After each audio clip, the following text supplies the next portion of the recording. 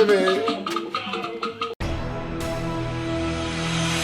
dare you? You must be very stupid to serve me a hot juice. Why are you running? You want to beat me? You think I don't know? That boy is wild. We can't continue to live with him in this palace. Have you ever seen him talk? 1,000 words per minute? Look at you, old hag! Who did this to you? It is because of my position. They are mounting pressure on me. If it comes to the worst, I relinquish my throne to another person. But I will never submit to their treachery. Oh my goodness! Get him down!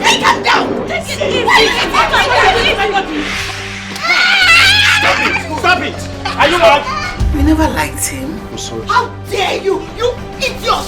It's not all that well in the palace. That place is a mini hell. The problem is Igwe's daughters, the princesses. They are mad dogs. How dare you! How dare you! How dare you! I don't do anything. They won't use me wrong rituals. I just want to keep you company or maybe probably, watch you sleep. As my guardian angel or what?